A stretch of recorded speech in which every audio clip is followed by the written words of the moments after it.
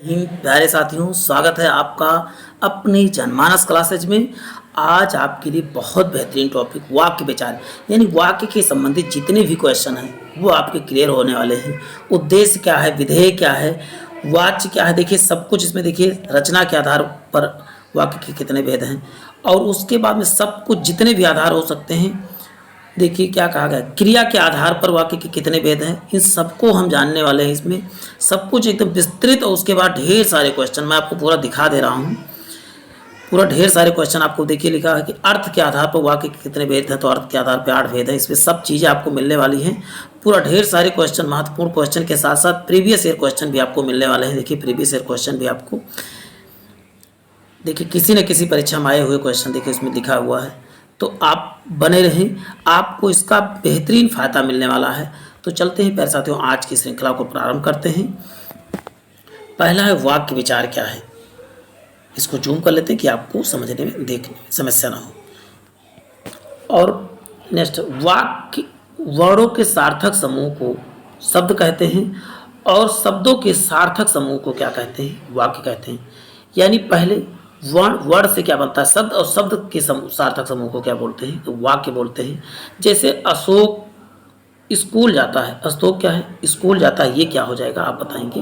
ये एक सार्थक, अशोक कहाँ जाता है, पूरा एक सिस्टमेटिक बेस से आपको पूरी जानकारी मिल गई कि हाँ अशोक जा कहाँ रहा, तो आप अशोक स्कूल जा रहा है, मतलब पूरे वाक्य का सार्थक अर्थ निकल रहा है। वाक्य के 2 अंग होते हैं। कितने अंग हैं, तो आप बताएंगे 2। उद्देश्य क्या होता है, विधेय। आपने इंग्लिश में सब्जेक्ट पढ़ा होगा और क्या है, प्रेडिकेट सुना होगा। वही क्या है, उद्देश्य और विधेय है। सब्जेक्ट और प्रेडिकेट ही क्या है, उद्देश्य और विधेय है। इंग्लिश में आप तो समझ गए, लेकिन यहाँ पर आपको समझना जरूरी है। सब्जेक्ट या उद्देश्य दोनों बारे में जान लेते हैं। उद्देश्य क्या है, जिसके संबंध में जो कुछ कहा जाए उसे उद्देश्य कहते हैं, अर्थात कर्ता को ही क्या कहा जाता है, उद्देश्य कहा जाता है। चलते हैं, कर्ता कारक की जो विशेषता बताई जाती है उसे कर्ता का विस्तार कहते हैं और वह उद्देश्य के अंतर्गत आता है। यानी कर्ता कारक की जो विशेषता बताई जाती है उसे कर्ता का क्या कहते हैं, विस्तार कहते हैं, और वह उद्देश्य के अंतर्गत आता है। ये आपको अभी सब चीज़ें आपको जानकारी एग्जाम्पल के साथ। मेरा भाई प्रशांत धार्मिक पुस्तक पढ़ता है।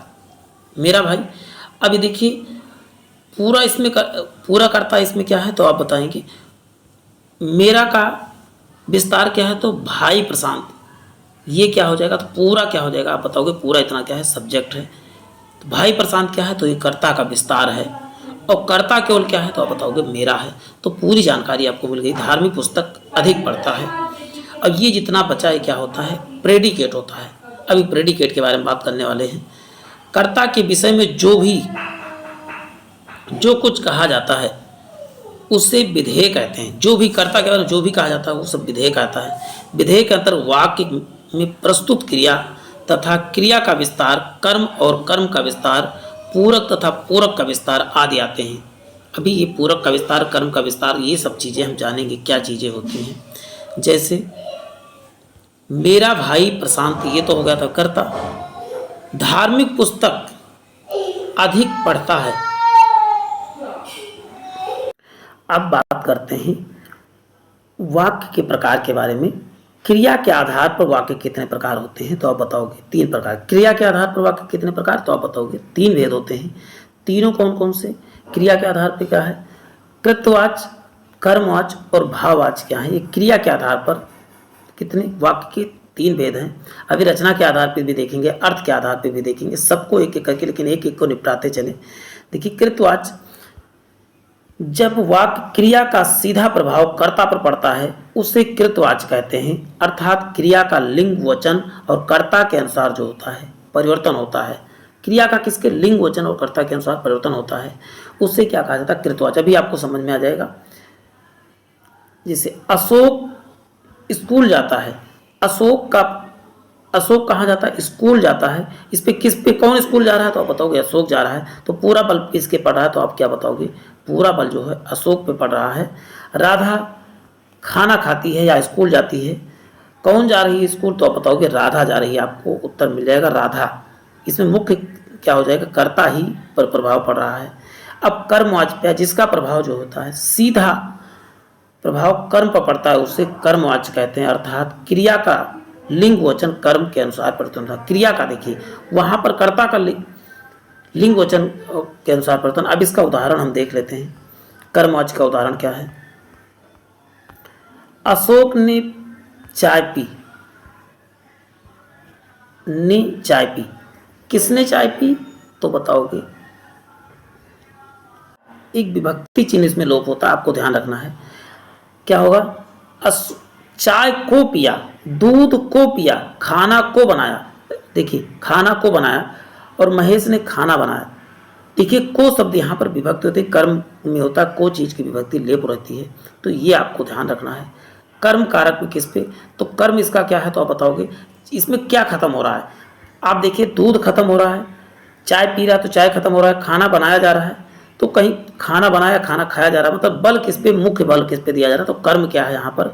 खाना बनाना है, दूध पीना है और चाय पीना है। यहाँ पर जो है किस पे के द्वारा कार्य संपादित किया? चाय पीने पर बल दिया रहा है, दूध पीने पर, खाना बनाने पर जोर दिया रहा है और खाना देखिए यहाँ पर भी खाना बनाने पर भी जोर दे, मतलब जिस पे यहाँ पर कर्म क्या है, अशोक के द्वारा कर्म क्या किया जा रहा है तो दूध, और दूध के साथ क्या जुड़ा हुआ है? पीना जुड़ा है, मतलब कार्य क्या है? पीने का हो रहा है। देखिए यहाँ पर भी पीने को हो रहा है, यहाँ बनाने का मुख्य कार्य हो रहा है यहाँ पर, तो यहाँ पर जोड़ जो है किस पे? कर्म पे जोड़ दिया जा रहा है, वहाँ पर कर्म। अब भाववाच्य में जहाँ भाववाच्य की बात कर लेते हैं, जब वाक्य में क्रिया का रूप ने तो कर्ता के अनुसार परिवर्तन होता है, कर्ता के अनुसार परिवर्तन होता है और ना ही कर्म के अनुसार परिवर्तन होता है।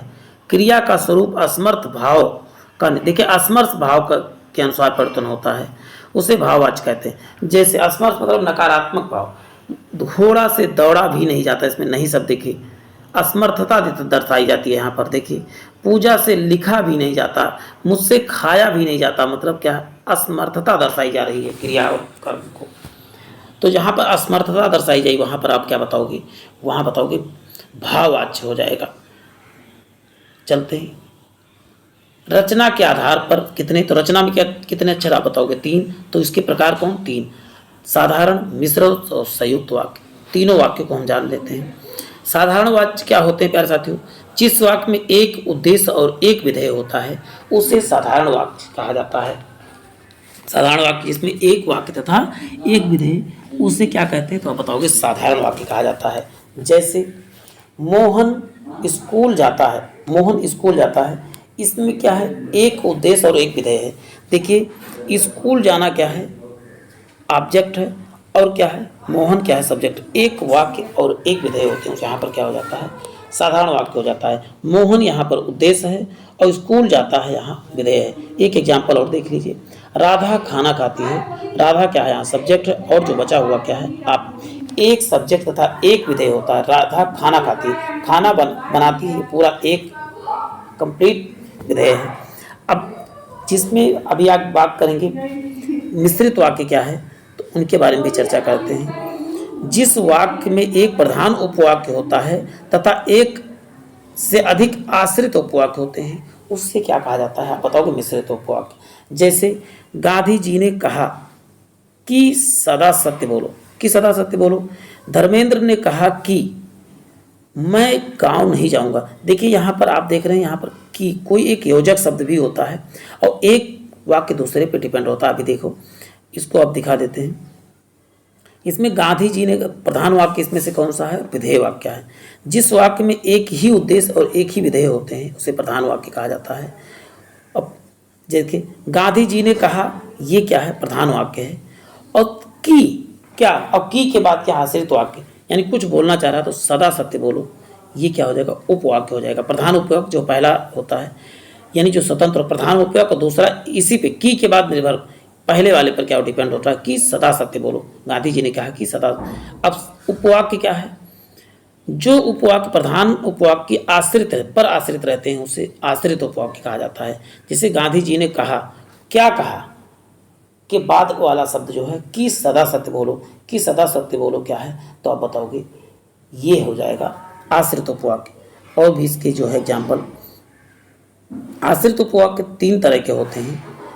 एक संज्ञा उपवाक्य, विशेषण उपवाक्य और क्रिया विशेषण उपवाक्य, इन सब के बारे में ध्यान देते हैं। संज्ञा उपवाक्य क्या होता है, विशेषण उपवाक्य क्या होता है और क्रिया विशेषण, सबके बारे में इनको योजक का ट्रिक भी देखेंगे कौन कौन से होते हैं। इसमें चलते हैं। जब किसी आश्रित उपवाक्य का प्रयोग प्रधान उपवाक्य की संज्ञा के स्थान पर प्रयोग होता है तो उसे संज्ञा उपवाक्य कहते हैं। संज्ञा उपवाक्य की प्रारंभ किससे होता है, की से होता है। देखिए इसकी पहचान क्या है, संज्ञा के उपवाक्य की तो की से होगा। इसमें देखिए एक पॉइंट मिल गया है, की जहाँ पर होगा वो संज्ञा उपवाक्य होगा, ये आपको ध्यान देके रखना है। चलते हैं, अब देखते हैं बात। महेश ने कहा कि वह गांव जाएगा, वह गांव नहीं जाएगा, तो ये क्या हो जाएगा, संज्ञा उपवाक्य हो जाएगा। कैसे, यहाँ पर देखिए महेश के लिए ही वह का प्रयोग किया जा रहा है और महेश क्या है, एक संज्ञा है, आपको समझ में आएगा। की प्रयोग होगा वहाँ पर क्या हो जाएगा, संज्ञा उपयोग। अब विशेषण उपवाक्य, एक एक चीज़ आपको स्क्रीनशॉट लेते रहना है और रिवीजन पर्पज, बाद में रिवीजन करने में आसान।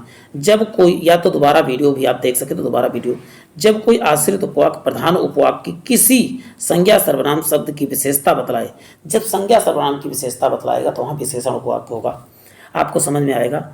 उपवाक्य जिसमें विशेषण उपवाक्य कहते हैं। विशेषण उपवाक्य प्राय जो है, जो, जिसको और जिसका या जिसके आदि शब्द होते हैं वो विशेषण उपवाक्य होते हैं। चलते हैं, देखते हैं विशेषण उपवाक्य के बारे में। जो परिश्रम करता है वही सफल होता है। अच्छा, जो परिश्रम करेगा उसी की विशेषता यहाँ बताई रही है कि सफल होगा। देखिए जो, जिसका या जिसके की बात की जाएगी तो वहाँ पर विशेषण उपवाक्य होगा। ये आपको एक एक चीज़ें याद कर लेना है और ये की पॉइंट के रूप में आपको साथ साथ लिखते चलना है। ऊँट एक ऐसा पशु है जो कई दिनों के, देखिए ऊँट की विशेषता किसमें बता रही है, ऊँट ऐसा एक पशु है जिसकी, अब इसकी आगे विशेषता, यहाँ पर इसकी विशेषता बताए, जो कई दिनों तक प्यासा रह सकता है। जो, की, जिसका ये सब लग जाए तो इसे मिश्रित उपवाक्य कहा जाता है। अब देखते हैं क्रिया विशेषण उपवाक्य के बारे में बात कर लेते हैं। क्रिया विशेषण उपवाक्य, जब कोई आश्रित उपवाक्य प्रधान उपवाक्य की क्रिया की विशेषता बताए या सूचना दे, उससे आश्रित उपवाक्य को क्रिया विशेषण उपवाक्य कहा जाता है। क्रिया विशेषण उपवाक्य कहा जाता है। इसके संयोजक कौन है, यदि है, यद्यपि है, क्योंकि है, जैसे वैसे, ज्यों त्यों, तब, जितना उतना। ये आपको एक एक शब्द याद कर लेना है यदि आपको परीक्षा पास होना है तो। चलते हैं, नेक्स्ट देखते हैं। इसमें यदि राम विश्राम करता है तो सफल हो जाता है, तो यदि, अभी मैंने दिखा है ये क्या है, क्रिया उपवाक्य में आ जाता है। अब बात करते हैं यदि हो और क्या क्या है, फिर से मैं रिवाइज करवा देता हूँ। यदि है, यद्यपि है, क्योंकि है, जैसे है वैसे है, त्यों है, ज्यों है, तब है, जितना है उतना है, ये सब हो तो क्रिया विशेषण उपवाक्य होंगे ये। अब यहाँ पर देखिए विशेष क्या करा, प्रधान उपवाक्य की क्रिया की विशेषता बताने में की सूचना, क्रिया की विशेषता बताए या सूचना दे आश्रित। देखिए क्रिया की विशेषता बता रहा हूँ, क्रिया विशेषता तो क्रिया विशेषण हो जाएगा, ये चीज़ याद रखना है। देखिए यहाँ पर फिर से मैं इसको, यदि राम परिश्रम करता तो, परिश्रम करना क्या है, इसका क्रिया है, परिश्रम करता तो क्या होता, सफल हो जाता। तो यहाँ परिश्रम को और विशेषता बताया गया है, परिश्रम करता तो क्या हो जाता, सफल हो जाता। और परिश्रम की विशेषता किससे, सफलता से बताएगा, तो आप बड़े आसानी से लगा सकते हैं। अब संयुक्त क्रिया क्या होती है इसकी चर्चा हम कर लेते हैं। संयुक्त क्रिया दो या दो से अधिक साधारण वाक्यों के मेल से जो संयुक्त बनता है उसे क्या बोलते हैं, दो या दो से अधिक साधारण वाक्यों से बनता है उसे। अब इसकी संयोजक चिन्ह क्या है तो बताओगे, तथा, या, यों, किंतु, परंतु, लेकिन, बल्कि आदि। मतलब दो वाक्य जो है संयोजक, और दोनों क्या होते हैं, स्वतंत्र होते हैं, ये आपको याद करके रखना है। जब इन संयोजक शब्दों को हटा दिया जाए तो वह साधारण वाक्य बन जाते हैं। देखिए इसमें जैसे बांसुरी बजाता है और राधा नाचती है, और क्या है संयोजक, लेकिन अपने आप में कृष्ण बांसुरी बजाता है ये भी स्वतंत्र है, और राधा नाचती है ये भी स्वतंत्र है। यदि और हटा दिया जाए तो ये क्या हो जाते हैं, साधारण वाक्य हो जाते हैं। वर्षा हुई और किंतु गर्मी शांत नहीं हुई, इसको किंतु हटा दिया जाए तो साधारण शब्द बन जाते हैं, साधारण। अशोक गया और राम आ गया, तो और लगा हुआ है, और हटा देने पर क्या साधारण वाक्य बन जाते हैं। चलते हैं आगे, देखते हैं अर्थ के आधार पर वाक्य के। अभी देखिए ढेर सारे एग्जाम्पल्स मिलने वाले हैं, तो अभी एक एक दो एग्जाम्पल में समझते हैं, उसके बाद ढेर सारे क्वेश्चन आंसर करेंगे, आपको तब समझ में आएगा अच्छे से। अर्थ के आधार पर वाक्य के कितने 8 प्रकार, आज से अर्थ, आज से 8 आपको याद कर लेना, आज से अर्थ और आज से 8, ये आपको इजीली याद हो जाएंगे। अर्थ के आधार पर भाषा वाक्य कितने 8 प्रकार होते हैं। कौन कौन से हैं? तो विधानवाचक या विधिवाचक, निषेधात्मक, चलिए पूरा मैं स्ट्रक्चर आपको दिखा देता हूँ। अर्थ के आधार पर 8 प्रकार कौन कौन से हैं, इसको हम थोड़ा सा और जूम कर लेते हैं। कौन सा है? तो विधानार्थक, निषेधात्मक, आज्ञार्थक, प्रश्नार्थक, इच्छार्थक, संदेहार्थक, संकेतार्थक और विस्मयबोधक। इनको याद करना केक काटने या केक खाने के बराबर है। अभी इसको कितना इजीली हम सब समझेंगे, परेशान ना होइएगा, बने रहिए हमारे साथ, एक एक चीज़ आप समझेंगे। विधानार्थक वाक्य क्या होता है? जिस वाक्य में किसी कार्य या बात का होना या करना पाया जाए उसे विधानात्मक वाक्य कहते हैं। जिस सूर्य प्रकाश देता है, इसमें क्या हो रहा है? सूर्य का प्रकाश देने का अर्थ निकल रहा है, कार्य का करना या होना पाया जाए, वहाँ पर क्या होता है? विधानात्मक या विधिवाचक इसे कहा जाता है। मनोज पुस्तक पढ़ता है, यहाँ पर पुस्तक पढ़ने का एक क्या हो रहा है? कार्य हो रहा है।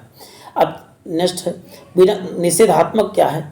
जस्ट अपोजिट उसका है। जिस वाक्य में किसी कार्य या बात का नहीं होना पाया जाता है उसे निषेधात्मक वाक्य या निषेधवाचक वाक्य कहा जाता है। इसमें नहीं या ना का प्रयोग सदैव होता है। निषेधात्मक, निषेध मीन्स होता है मना कर देना, ना कर देना। पूजा स्कूल नहीं जाती, इसमें नहीं शब्द का प्रयोग हुआ है। अशोक काम नहीं करता, ना या नहीं का प्रयोग होता है या मत का प्रयोग होता है। जहाँ पर भी निषेधात्मक वाक्य का शब्द का प्रयोग होगा वहाँ पर क्या हो जाएगा? निषेधवाचक वाक्य होगा। अज्ञार्थक शब्द की बात कर लेते हैं। अज्ञार्थक में जिस वाक्य में किसी अन्य के द्वारा आज्ञा, आदेश या उपदेश देता है उसे अज्ञार्थक वाक्य कहते हैं। वर्षा तुम्हें पढ़ना चाहिए। देखिए आज्ञा, हमने कहा कि वर्षा तुम्हें पढ़ना चाहिए, जहाँ पर आज्ञा की बात, आदेश की बात, उपदेश की बात की जाए। राम को गाना गाना चाहिए, देखिए चाहिए सब, यहाँ पर आज्ञा, कोई ज़रूरी नहीं कि ज़बरदस्ती की बात नहीं की गई है, करना चाहिए, रहना चाहिए, आपको जो है ये चीज़ तुरंत कर लेनी चाहिए। तो ये मैंने क्या किया? आज्ञा दिया है। जहाँ पर आज्ञा की बात हो वहाँ पर, या उपदेश की बात हो या आदेश की बात हो, वहाँ पर क्या हो जाएगा? आज्ञार्थक वाचक। इसमें छुपा ही हुआ है, कोई आसान है याद करना, कोई टफ नहीं। प्रश्नवाचक में है क्या? जहाँ प्रश्न पूछने का सेंस आता हो। जैसे जिस वाक्य में प्रश्न का भाव प्रकट हो उसे प्रश्नार्थक वाक्य कहते हैं। इस वाक्य के अंत में प्रश्नवाचक चिन्ह का प्रयोग होता है। इसकी पहचान सबसे बड़ी पहचान है। ये लगभग सभी लोग, वह कौन जो गा रहा है, वह क्या लाया है, तुम कब आओगे। देखिए इसमें प्रश्नवाचक सब में लगा है तो आसान है, इसको याद करना बहुत। इच्छार्थक वाक्य क्या होते हैं, इनको देख लेते हैं। नेक्स्ट है, जिस वाक्य में इच्छा या आशीर्वाद का भाव प्रकट हो उसे इच्छार्थक वाक्य कहते हैं। भगवान करे तुम्हारा भला, भगवान तुम्हारा भला करे, भगवान करे तुम पास हो जाओ। यहाँ पर अपनी इच्छा अनुसार क्या है, आशीर्वाद वगैरह जो है इसी के अंतर्गत आते हैं। आशीर्वाद का भाव प्रकट हो वो क्या हो जाएगा? इच्छार्थक वाक्य हो जाएगा। संदेहात्मक वाक्य क्या होता है, ये देख लेते हैं। जिस वाक्य में संदेह या संभावना प्रकट की जाती है उससे संदेहार्थक वाक्य कहा जाता है। इन दोनों में ना जाने कौन खेलेगा, ना जाने कौन खोलेगा, दोनों में संदेह है, पहला वाला खेलेगा कि दूसरा वाला खेलेगा। इन दोनों में ना जाने कौन खेलेगा, मतलब इसमें कोई भी चीज़ जो है कंफर्म नहीं हो रही है। अब संकेतार्थक वाक्य क्या है? जिस वाक्य में संकेत या शर्त का भाव रखा जाता है उसे संकेतार्थक वाक्य। शर्त या संकेत दोनों को याद करना। शर्त या संकेत, तुम मुझे पैसे दोगे तो मैं तुम्हारे साथ चलूँगा, पैसे दोगे, देखिए शर्त है तो मैं तुम्हारे साथ चलूँगा। और संकेत क्या है? तुम दूसरे का भला करोगे तो दूसरा भला करे तो तुम्हारा भला होगा। देखिए एक सेंटेंस दूसरे का सेंटेंस को संकेत करा, तुम ऐसा करोगे तो ऐसा होगा। तो आप शर्त या संकेत का भाव हो तो यहाँ पर क्या हो जाए? संकेतार्थक। अब चलते हैं 8वां, विस्मयादिबोधक की बात कर देते हैं। जिस वाक्य में आश्चर्य, हर्ष, शोक, दुख भाव प्रकट होते उसे विस्मयादिबोधक कहते हैं। अरे, इसकी सबसे बड़ी पहचान ये है, विस्मय बोधक चिन्ह है। अरे हो गया, भगवान देखिए यहाँ पर लिखा हो, अरे देखो यहाँ इतनी बड़ी रेलगाड़ी है, अरे हे भगवान हमारी रक्षा करे। तो इसमें देखिए विस्मय बोधक चिन्ह लगा हुआ है। अब चलते हैं क्वेश्चन आंसर देख लेते हैं। तो महत्वपूर्ण जितने प्रीवियस ईयर ढेर सारे क्वेश्चन पूछे सबको इसमें शामिल किया गया। अब एक एक क्वेश्चन को हम देखना प्रारंभ करते हैं। क्वेश्चन है, जिस वाक्य में केवल एक क्रिया होती है उसे कहा जाता है, केवल एक क्रिया होती है तो उसे आप बताओगे सरल वाक्य कहा जाता है, या एक उद्देश्य और एक विधेय होता है तब भी आप क्या बताएंगे, सरल वाक्य कहलाता है। अभी सबकी चर्चा संज्ञा उपवाक्य में, संज्ञा उपवाक्य इनमें से किस वाक्य में होते हैं? संज्ञा उपवाक्य इसमें से किसमें? मिश्रित वाक्य में देखिए संज्ञा उपवाक्य होता है, विशेषण और क्रिया विशेषण उपवाक्य होते हैं। तीन भागों में बांटा गया है किसे? मिश्रित वाक्य को। कौन सी? संज्ञा उपवाक्य, विशेषण और क्रिया विशेषण उपवाक्य, तीनों को आपको याद रखना है। यह लड़की है जो कल, यह लड़का है जो कल आया था, इस वाक्य में जो कल आया था, तो जो, अब देखिए इसमें क्या है, जो जे जिसमें लग जाए तो कहाँ हो जाएगा? मिश्रित वाक्य हो जाएगा, और इसमें संज्ञा उपवाक्य होगा। यह वही लड़का है जो कल आया था, इसमें लड़के के ऊपर ज़्यादा जोर दिया जा रहा है, यह वही लड़का है जो कल आया था। तो यहाँ क्या हो जाएगा? जो क्या देख रहा है, ये प्रधान वाक्य है, और वह जो कल आया था, अब जो कल आया था इसके बारे में आगे कुछ नहीं, तो प्रधान वाक्य की क्या करता है, ये सहायतार्थक वाक्य होता है या आश्रित वाक्य होता है। तुमने परिश्रम नहीं किया अतः अनुत्तीर्ण हो गए, तो इसमें क्या हो जाएगा? अतः उत्तीर्ण हो गए, तो ये संयुक्त होगा। जहाँ अतः और किंतु परंतु का यूज होता है तो वहाँ पर क्या होता है? वहाँ पर आप बताओगे संयुक्त वाक्य होता है। अतः, किंतु, परंतु और या इन सब का प्रयोग होता है, तो आप क्या बताओगे वहाँ पर? तो वहाँ पर संयुक्त वाक्य हो जाएगा। चलते हैं नेक्स्ट देखते हैं। अर्थ के आधार पर कितने? आज से अर्थ और आज से 8 मैंने बताया था, आपको याद हो गया होंगे। रचना के आधार पर, रचना में अक्षर कितने हैं? तो 1, 2 और 3, तो इसका उत्तर कितना हो जाएगा? रचना के आधार पर वाक्य के 3 भेद होते हैं। आश्रित उपवाक्य के प्रकार कितने हैं? कौन कौन से? तो आप बताओगे आश्रित उपवाक्य किसके प्रकार हैं? तो आप बताओगे मिश्रित वाक्य के आश्रित उपवाक्य भाग है। इनकी भी चर्चा हो चुकी है। एक बार फिर से आपको कन्फ्यूजन हो तो वीडियो फिर से आप फास्ट मोड में लगा के जरूर देखें। यह बोला कि मैं नहीं जा सकता, यह किस प्रकार का वाक्य है? यह किस प्रकार का वाक्य है? तो मिश्रित उपवाक्य, मिश्रित वाक्य है। कैसे? वह बोला कि शब्द जहाँ लग जाए तो यहाँ पर संज्ञा उपवाक्य होता है, आपको याद रखना है। यहाँ पर कौन सा? संज्ञा उपवाक्य, लेकिन कौन सा? जो और किसके लिए? कि किस में प्रयोग होता है? तो बताओगे मिश्रित वाक्य में प्रयोग होता है, ये भी याद है। शायद आज वर्षा हो, इनमें से किस प्रकार का वाक्य है? तो आप बताओगे शायद कहा गया तो संदेह की दर्शाएगा, तो संदेहवाचक हो जाएगा। जिस वाक्य में उद्देश्य, केवल एक उद्देश्य और एक विधेय होता है, केवल एक उद्देश्य और एक विधेय, आप बताओगे सरल वाक्य में केवल एक उद्देश्य और एक विधेय होता है।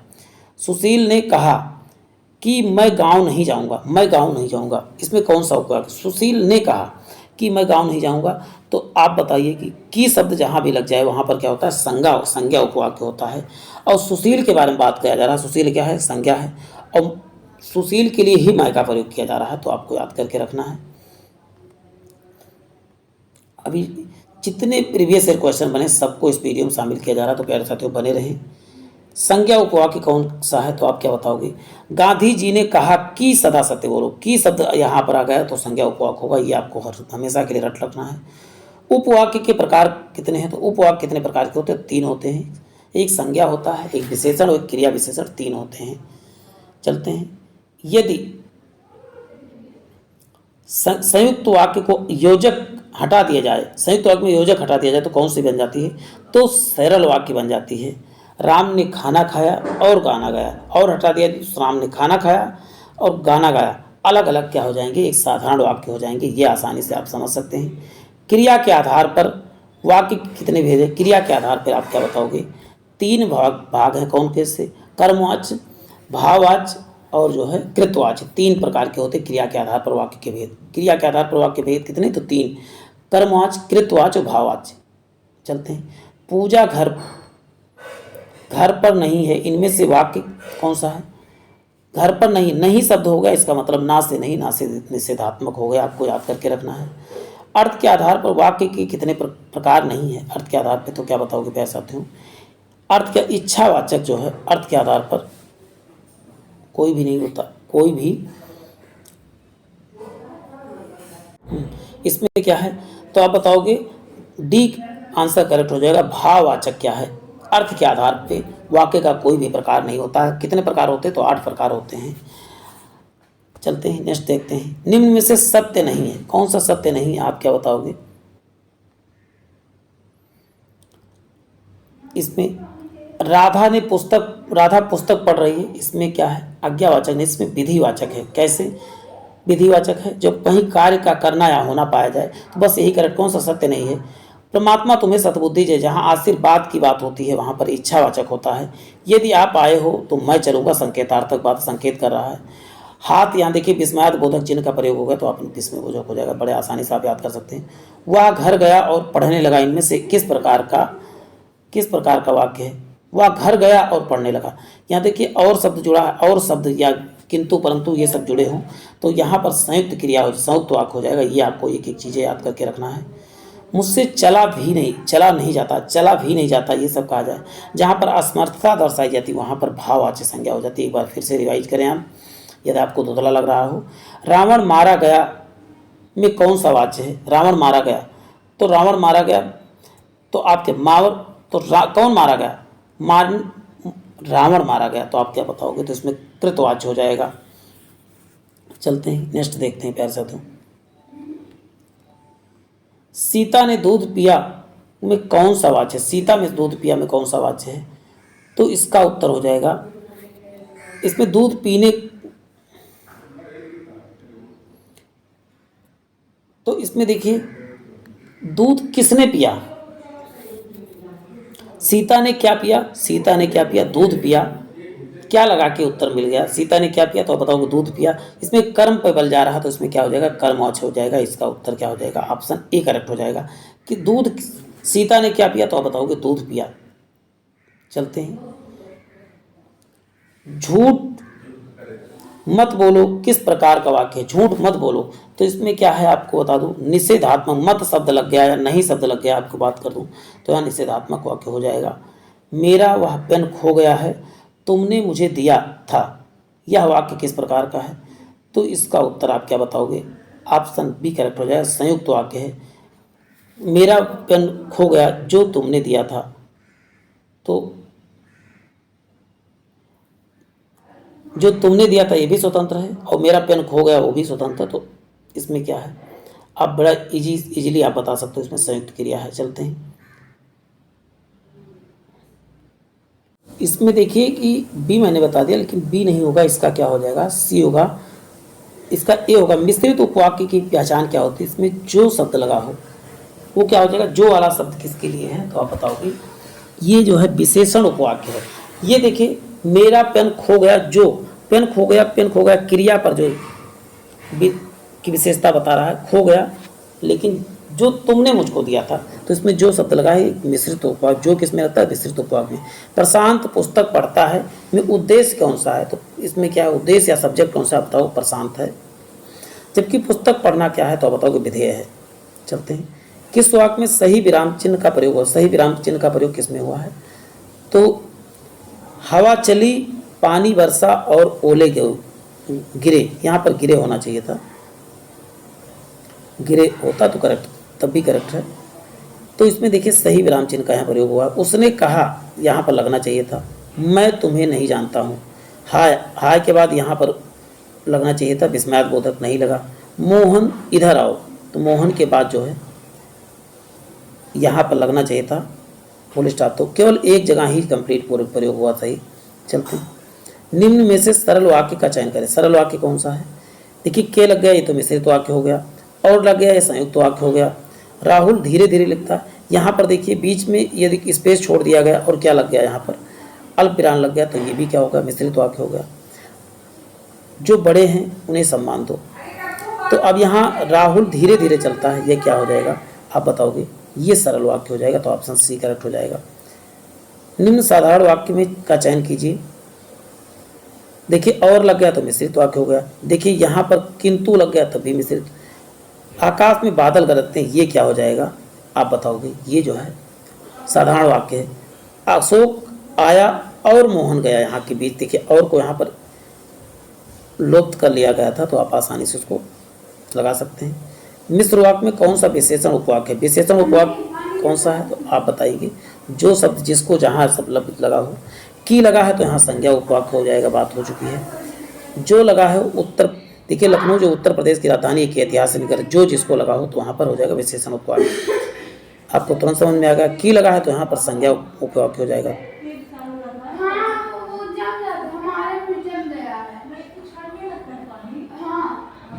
देखिए कहा गया मिश्र वाक्य कौन है, अभी बात हो चुकी है। की शब्द लगाओ, देखिए की कहाँ लगा, इसमें लगा, तुरंत आपका आंसर हो गया होगा। मोहन घर से लौटकर कहने लगा की लगा है तो क्या हो जाएगा आप बताओगे। की लगा है तो आप बताओगे यहाँ पर कौन सा हो जाएगा, तो संज्ञा पदबंध हो जाएगा। क्या संज्ञा उपवाक्य या पदबंध कह सकते हो। तुरंत आंसर आ गया आपका। नेक्स्ट राम पत्र लिखता है तो इसमें विधेय क्या है, तो पत्र लिखता है ये क्या हो जाएगा, विधेय हो जाएगा। और राम क्या है, सब्जेक्ट है, आपको तुरंत पता चल गया। मेरा भाई अशोक पुस्तक पढ़ता है तो इसमें उद्देश्य कौन सा है, तो उद्देश्य क्या है, मेरा भाई अशोक पूरा उद्देश्य हो जाएगा। अब भाई अशोक क्या है तो आप बताओगे उद्देश्य का विस्तार है। जिन वाक्य में सामान्य रूप से किसी कार्य के होने या करने का बोध हो उसे विधानवाचक या विधिवाचक वाक्य कहा जाता है। गांधी जी ने कहा सदा सत्य बोलो, वाक्य कैसा है, गांधी जी ने कहा कि सदा, तो की लग गया तो मिश्रित वाक्य हो जाएगा, लेकिन की लगा तो क्या हो जाएगा, संज्ञा उपवाक्य हो जाएगी। इन दोनों में से ना जाने कौन खेलेगा, तो इसमें ना जाने तो क्या आ रहा, संदेह आ रहा है, तो आपको समझ आएगा। वह कौन गाना गा रही है, वह कौन जो गाना गा रही है, तो इसका उत्तर हो जाएगा यहाँ पर वह कौन जो गाना गा रही है, जो यहाँ पर छिपा हो इसका मतलब क्या आ जाएगा, यहाँ मिश्रित वाक्य हो जाएगा, भले छिपा हो लेकिन यदि आप इसको तोड़ो तो आपको महसूस हो चीज़ें। सचिन क्रिकेट खेलता है तो क्या हो जाएगा, सचिन यहाँ पर उद्देश्य है और शेष क्या है आप बताएंगे, विधेय हैं। तो प्यारे साथियों आज के लिए इतना ही, फिर मिलते हैं एक नए सेशन में। जय हिंद जय भारत।